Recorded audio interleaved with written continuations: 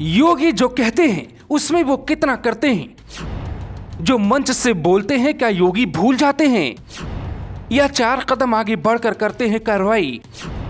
इसीलिए जनता कहती है योगी बहुत है जरूरी। योगी अक्सर दावा करते हैं कि हम बुलडोजर चलवा देंगे, गैंगस्टर एक्ट में कार्रवाई कर देंगे। ऐसा लगता है योगी आदित्यनाथ बहुत सख्ती से पेश आते होंगे, लेकिन क्या सच में योगी आदित्यनाथ का रूप ऐसा ही है जैसा आपको टीवी पर दिखता है? क्या सच में योगी जो कहते हैं वो होता है? बुलडोजर कुछ गिने चुने नामों पर ही चलता है या सबके साथ एक जैसा ही व्यवहार होता है? बाकी सब वक्त के साथ चुनावी भाषण की तरह योगी भी भूल जाते हैं।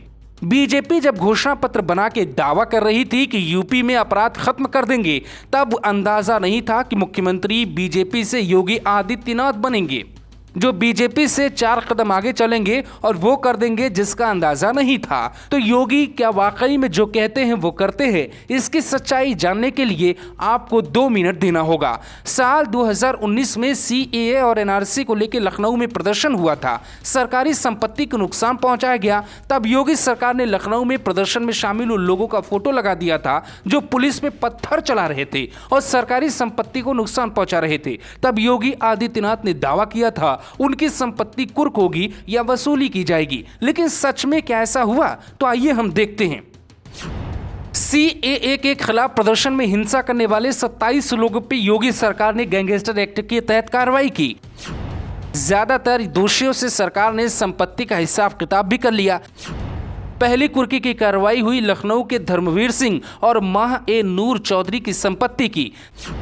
तकरीबन योगी सरकार ने सभी दोषियों से सरकारी संपत्ति का हिसाब चुकता कर लिया। बीजेपी का एक बड़ा चुनावी वादा था यूपी में अवैध बूचड़खानों को बंद कराने का। सरकार बनते ही राजधानी लखनऊ समेत तमाम जगहों पे बूचड़खानों पे छापे पड़े। अवैध तरीकों से बूचड़खाने और मांस की दुकानें बंद कराई गई। उन दुकानों को बंद कराया गया जिसके पास लाइसेंस और तकनीकी दिक्कतों के चलते नवीनीकृत नहीं हो पाए थे। माफियाओं की शामत ऐसे आएगी इसका अंदाजा बीजेपी के नेताओं को था ही नहीं।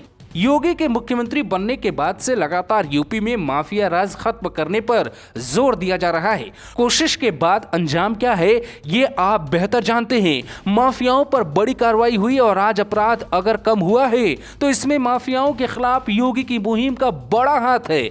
अब आपको दूसरा मामला बताते हैं। योगी आदित्यनाथ ने दावा किया था कि वो गंदगी साफ कर रहे हैं। ये दावा तब किया गया था जब वो आजम खान के खिलाफ कार्रवाई कर रहे थे। आजम खान के खिलाफ सरकार ने 100 से ज्यादा मुकदमे दर्ज करवाए। लेकिन बड़ी बात यह है कि यह गंदगी किसी एक पार्टी से साफ नहीं की गई, बल्कि योगी ने बीजेपी से भी साफ करने की कोशिश की।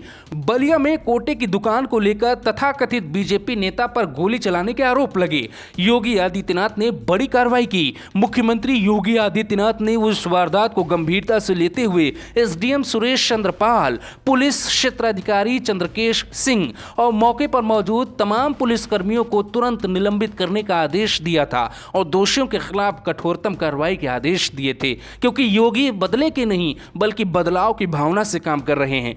अब योगी ने दावा किया है कि हम परीक्षा से पहले पेपर लीक करने वालों पर गैंगस्टर एक्ट लगाएंगे और कुर्की भी की जाएगी। तो जनता को भरोसा हो गया है कि बुलडोजर भी चलेगा, परीक्षा भी होगी और कुर्की भी होगी, क्योंकि योगी जो कहते हैं वो करते हैं, ऐसा उनका इतिहास दावा करता है।